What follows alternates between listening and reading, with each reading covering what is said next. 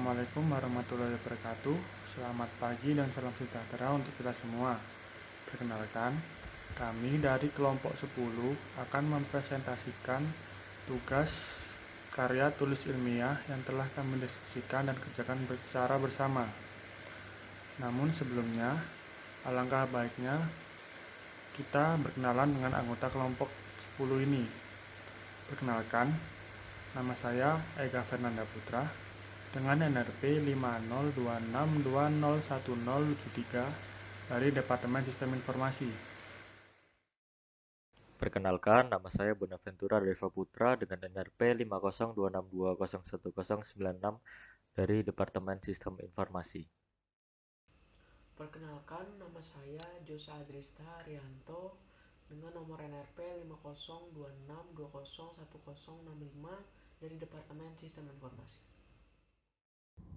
Perkenalkan, nama saya Jesselin Amadea dengan nomor NRP 50262011006 dari Departemen Sistem Informasi.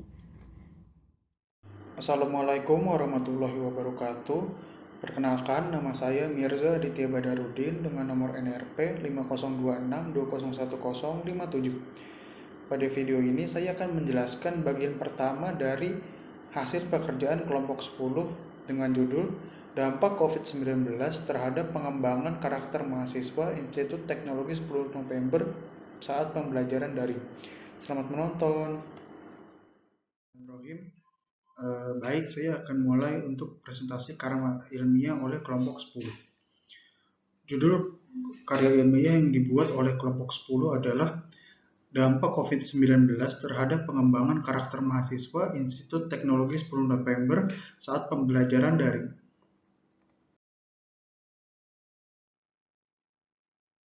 Kelompok kami menganggap bahwa pendidikan karakter merupakan suatu upaya untuk mewujudkan generasi penerus bangsa yang bukan hanya cerdas secara akademik, melainkan juga mendidik mahasiswa agar menjadi pribadi yang bermartabat.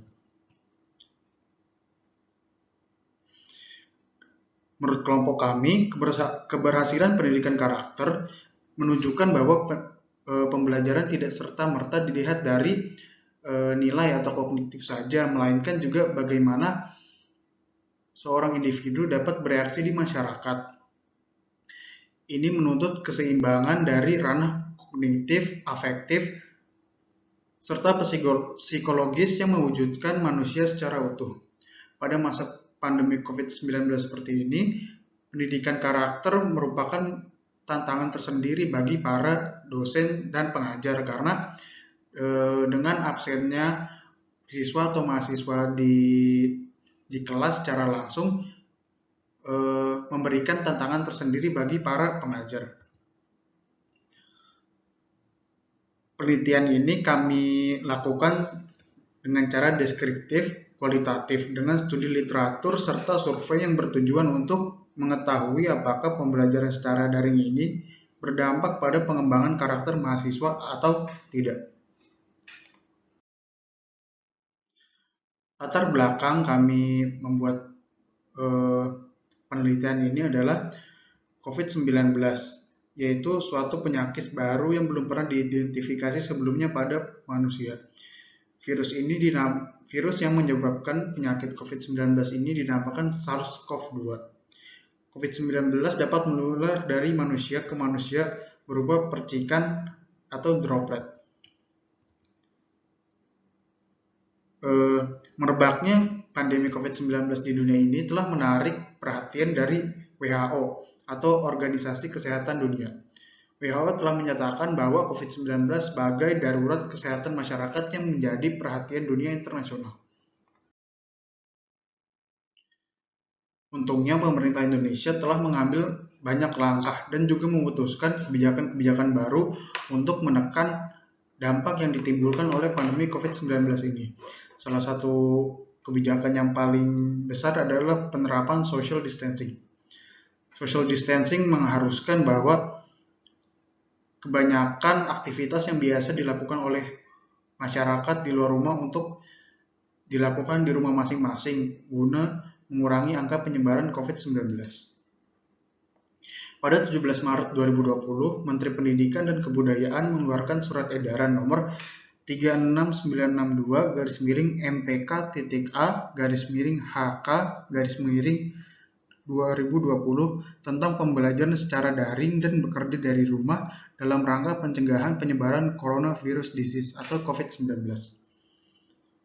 Semenjak tanggal 17 Maret 2020 hingga detik ini, hampir seluruh siswa dan mahasiswa di Indonesia menjalani pembelajaran secara daring guna menekan penyebaran virus COVID-19.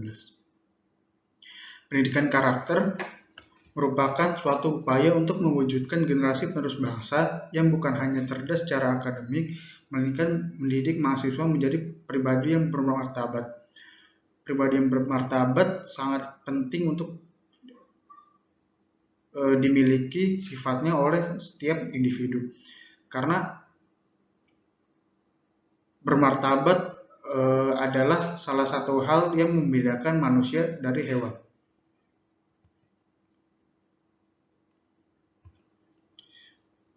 Meskipun begitu, pembelajaran daring ini memberikan tantangan-tantangan baru yang harus diatasi oleh pemerintah dan para akademisi agar pembelajaran yang diterima oleh siswa dan mahasiswa dapat tetap optimal dan tidak mengurangi keefektifan dari pembelajaran itu sendiri. Untuk presentasi selanjutnya akan dilanjutkan oleh teman saya yang lain. Terima kasih. Baik, sebelumnya terima kasih untuk Mirza karena telah menjelaskan bagian abstrak dan pendahuluan. Kemudian selanjutnya di sini saya akan menjelaskan bagian rumusan masalah. Rumusan masalah adalah permasalahan yang diidentifikasi dalam karya tulis ilmiah ini.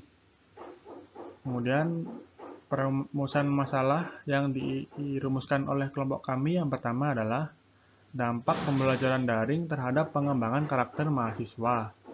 Kemudian yang kedua adalah apa saja kesulitan dan faktor-faktor yang menghambat dalam pembelajaran secara daring ini. Selanjutnya adalah tujuan. Tujuan yang pertama adalah mendapatkan informasi tentang dampak pandemi COVID-19 terhadap pengembangan karakter mahasiswa. Yang kedua adalah kesulitan yang ditemukan dalam pengembangan karakter saat pembelajaran daring ini. Kemudian, apakah pengembangan karakter tetap berjalan dengan baik selama pandemi COVID-19 ini? Di sini tujuan kami mengadakan penelitian ini intinya adalah mendapatkan informasi tentang dampak pandemi COVID-19 terhadap karakter mahasiswa dan kesulitan-kesulitan yang dihadapi. Selanjutnya, metode penelitian yang kami gunakan yang pertama adalah metode kualitatif, yaitu dengan menyebarkan kuesioner kepada mahasiswa atau mahasiswi Institut Teknologi 10 November. Kemudian yang kedua adalah studi pustaka. Studi pustaka ini yaitu mengumpulkan data serta informasi yang bersumber dari artikel-artikel atau jurnal yang kredibel dan dapat dipertanggungjawabkan isinya.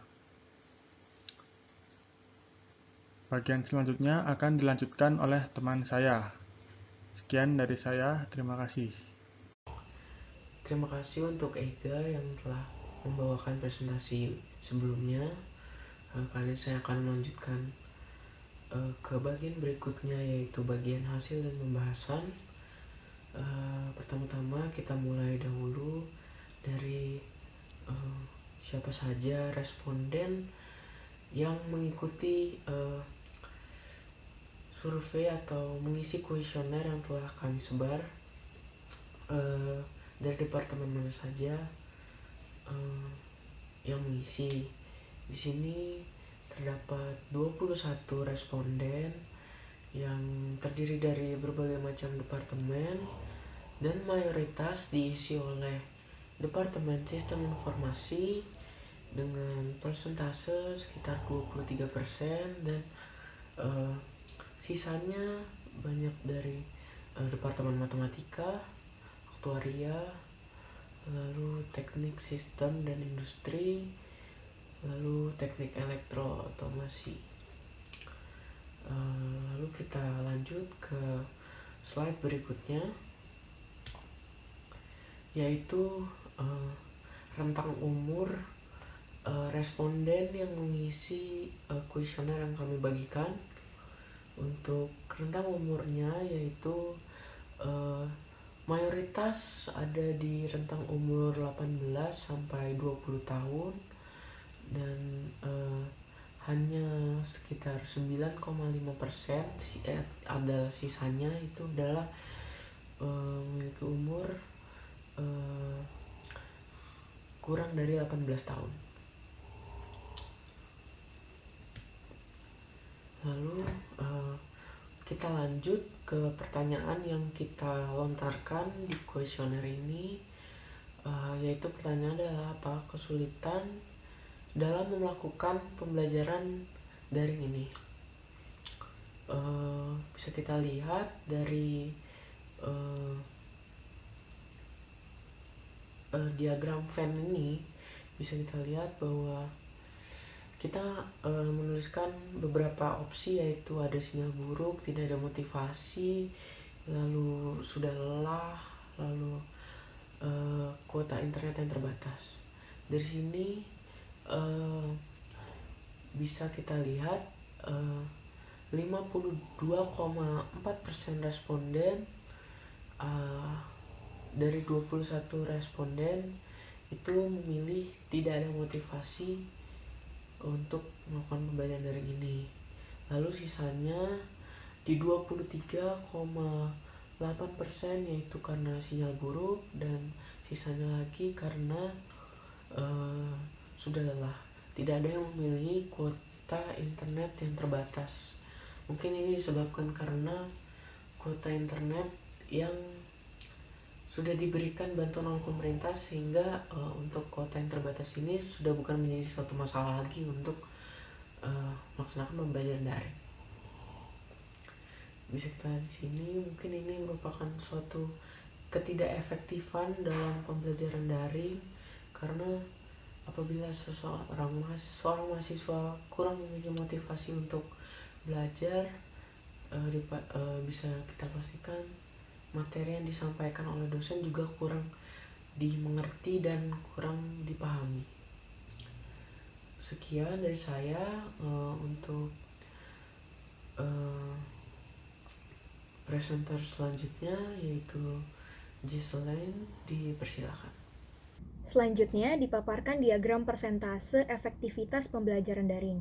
Pilihan jawaban terbagi menjadi skala 1 hingga skala 5, di mana skala 1 menunjukkan pernyataan sangat tidak efektif, skala 2 menunjukkan pernyataan tidak efektif, kemudian skala 3 menunjukkan pernyataan cukup efektif, skala 4 menunjukkan pernyataan efektif, dan skala 5 menunjukkan pernyataan sangat efektif. Dari 21 responden yang telah menanggapi, 9,5% responden menanggapi dengan skala 1. Kemudian sebanyak 14,3% responden menanggapi dengan skala 2. Selanjutnya, 66,7% dari total responden menanggapi dengan skala 3, kemudian 9,5% responden menanggapi dengan skala 4, dan dapat dilihat bahwa tidak ada responden yang menanggapi dengan skala 5. Berdasarkan data tersebut, dapat dikatakan bahwa keefektifan pembelajaran daring dirasakan masih sangat kurang. Selanjutnya dipaparkan diagram persentase tanggapan responden terhadap pertanyaan, apakah mahasiswa masih menerima pembelajaran karakter pada saat pandemi. Pembelajaran karakter yang dimaksud adalah kejujuran, kerja keras, disiplin, dan mandiri. Pilihan jawaban terbagi menjadi 2, yaitu ya dan tidak. 52,4% dari responden merasa selama perkuliahan secara daring, pembelajaran karakter tidak diterapkan, dan 47,6% responden merasa masih menerapkan pembelajaran karakter selama pembelajaran daring. Dari tanggapan responden terhadap pertanyaan ini, sangat disayangkan pembelajaran karakter yang sangat penting bagi mahasiswa justru tidak diterapkan dengan baik oleh lebih dari 50% responden. Selanjutnya dipaparkan diagram persentase kegiatan yang menjadikan responden mudah lelah dan stres. Mudah lelah dan stres ini terjadi karena salah satu pembelajaran karakter, yaitu kontrol diri, tidak diterapkan dengan baik. 61,6% responden merasa mudah lelah dan stres karena tugas yang menumpuk. 38,4% responden merasa mudah lelah dan stres karena jadwal yang padat, dan 5,6% responden menjawab karena tidak sempat berolahraga. Dari pendapat responden ini dapat disimpulkan bahwa salah satu permasalahan utama semangat mahasiswa untuk berkuliah berkurang karena manajemen waktu yang kurang baik dan tugas terlampau banyak yang membuat tugas menjadi menumpuk dan membuat mahasiswa menjadi lelah bahkan stres. Bagian selanjutnya akan dilanjutkan oleh teman saya, Deva. Baik, selanjutnya akan saya jelaskan untuk hasil dan pembahasan terhadap survei dengan pertanyaan apakah Anda sering melakukan hal negatif seperti menyontek dan berbohong terhadap dosen. Di sini didapatkan 21 respon dengan hasil 47,6% menjawab tidak dan 52,4% menjawab ya. Dan dapat disimpulkan bahwa lebih dari setengah mahasiswa sering melakukan hal negatif seperti menyontek dan berbohong terhadap dosen. Selanjutnya, saya akan membahas hasil dan pembahasan terhadap survei dengan pertanyaan, apakah menurut Anda pembelajaran daring ini memiliki manfaat terhadap pendidikan mahasiswa? Di sini terdapat 21 respon dan 61,9% menjawab iya dan 38,1% menjawab tidak. Dari sini dapat disimpulkan karena lebih dari setengah respon menjawab iya, berarti mahasiswa mendapatkan manfaat dengan adanya pembelajaran daring ini. Melalui hasil dan pembahasan dari survei yang kelompok kami buat, didapatkan kesimpulan, yaitu yang pertama, pembelajaran daring memiliki banyak kekurangan dan tidak efektif bagi mayoritas mahasiswa. Yang kedua, pengembangan karakter tidak berjalan dengan baik. Yang ketiga, ditemukan beberapa kendala dalam proses pengembangan karakter. Berikut ini merupakan saran yang terdapat pada jurnal kelompok kami. Untuk yang pertama, ditujukan kepada pemerintah dan akademisi, supaya mencari cara agar selama masa pandemi atau pembelajaran daring ini, siswa dan mahasiswa tetap mendapatkan pendidikan karakter yang baik. Yang kedua, untuk orang tua siswa dan mahasiswa, dapat lebih aktif dalam mendidik anaknya agar tetap mendapatkan pendidikan karakter di rumah. Di sini terdapat referensi yang digunakan pada jurnal kami. Sekian presentasi dari kelompok kami. Mohon maaf sebesar-besarnya apabila ada salah kata dan kekurangan. Atas perhatiannya, saya ucapkan terima kasih.